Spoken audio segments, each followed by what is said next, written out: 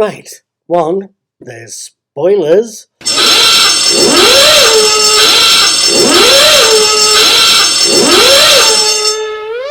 Two, you might want to watch till the end. There's a postscript.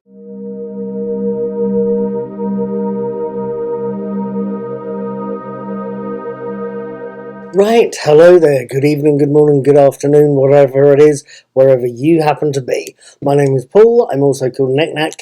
I am the brains behind Knick-Knack's Daily Teaser. It's a series of fun quizzes, hopefully. I'm also the man behind Knick-Knack's Old Peculiar, the world's most incredibly repetitive blog. And I'm also the brains behind a lot of movie reviews and a lot of TV reviews. I really should get sitting down with everything everywhere all at once, but that's possibly for another time.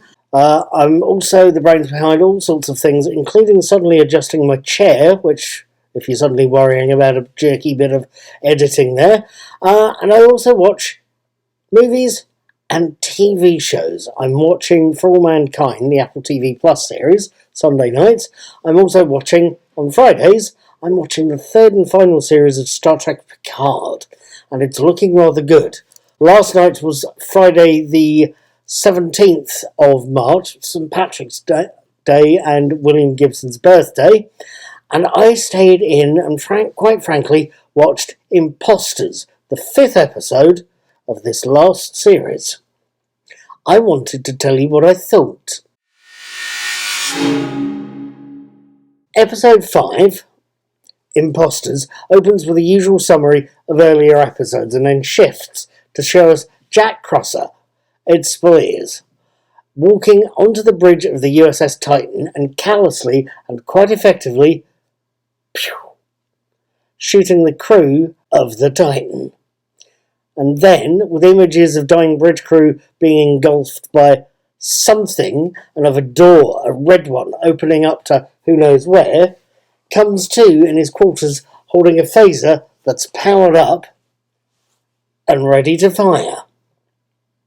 Post-titles, we see Captain Riker, Jonathan Frakes, filling in his last log entry as the USS Titan's temporary commanding officer and telling us the Titan is on the edge of the Alpha Quadrant making as many repairs as she can, which gives he, Admiral Picard, 7 of 9, and Captain Shaw, Patrick Stewart, Jerry Ryan and Todd Stashwick time to discuss how the changelings seem to have evolved, and whether 7, the Admiral, and Captain Riker should be facing charges. All three, after all, have been responsible for commandeering the Titan. Shaw admits to having already contacted the fleet, and asked for Starfleet security to come in, and heads for the bridge, leaving the other three to briefly discuss what's next and get their story straight, and for Admiral Picard, post-meeting, to ask Dr. Beverly Crusher to carry out a post-mortem on the changeling. Anything she can find that she can pass to him will be useful as mitigation. The only problem there is that the Starfleet intelligence officer that comes to interrogate the Admiral is Commander Ro Laren, and she's not pleased to see her former captain. Now, what did I make of Imposters? What did I make of this 5th episode? A 5th episode of what's proving, at least to my mind, to be a very, very impressive series. It was utterly bloody fantastic. And this is something I don't mention in the written version of this video over on Knick-Knack's Old Peculiar, but there's a story arc of Worf and Raffi chasing down more information on the various high-powered weapons that have been stolen from the Daystrom Institute. They come across a Vulcan, would you believe, gangster called Kryn, who's quite something to see. If you can imagine an evil version of Lord Vetinari from Terry Pratchett's Discworld novels, you've got it in one. You just need to add the eyeball tattoos and the pointy ears. He's quite an intimidating character.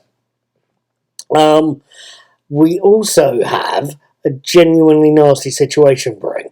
Jack Crusher, at the end of Imposters, we see him confess to his mother that he's not sleeping and that, in his own words, he thinks there's something very wrong with me. He's got a point. He's been getting extremely violent hallucinations throughout Imposters, alongside images of an ominous red door. That is one hell of a line to close an episode with, given what we've seen. It really is quite something.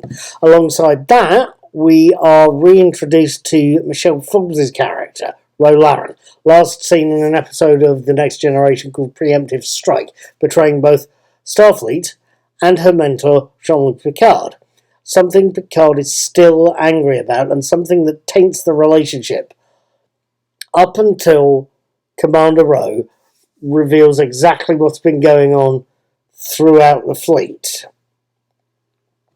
Her death at the end of Imposters only makes her rapprochement with the Admiral all the more meaningful, and hammers home the warning that she's given him. To paraphrase a line of Shakespeare's, there is something deeply, deeply, deeply rotten in Denmark. Or Starfleet, if you want me to really paraphrase it. At any rate, to reiterate, what did I make of Imposters? I loved it. It is picking up on things from both Conspiracy, the penultimate episode of Star Trek TNG's first season, and from Star Trek Deep Space Nine's Dominion War arc. It's picking up those themes and racking up the tension and the paranoia. Given that, I am going to be looking forward to next week's episode. In the meantime, tomorrow is Sunday the 19th of March, and I am going to be sitting down with the next episode of Apple TV's For All Mankind series, Bring It Down. Tomorrow night, I will have my written and video reviews of it up on Monday the 20th of March. I will be watching the next episode of Star Trek Picard, Bounty, on the 25th of March, and we'll have my written and video reviews of that up on the 26th. Let's not call it a date. Let's call it a chance to chat about a favourite TV show. I will see you then. Please like and subscribe to my channel on YouTube. And please, you have a very, very, very good week. Now, live long and prosper. Watch out for the footnote.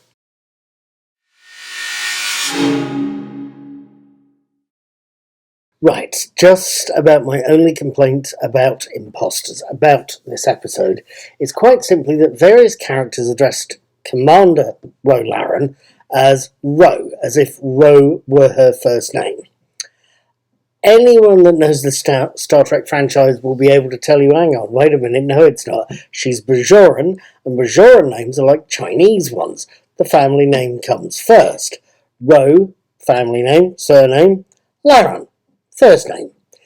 It's occasionally repeated in Star Trek The Next Generation as well, with various Bajoran characters. I believe they do it in Deep Space Nine with Major Kira. They occasionally address her as Kira rather than Nerys, or friendly characters do. And it's something I'm pretty sure I've seen with one or two characters in Blake 7 as well. He says, giving away his age.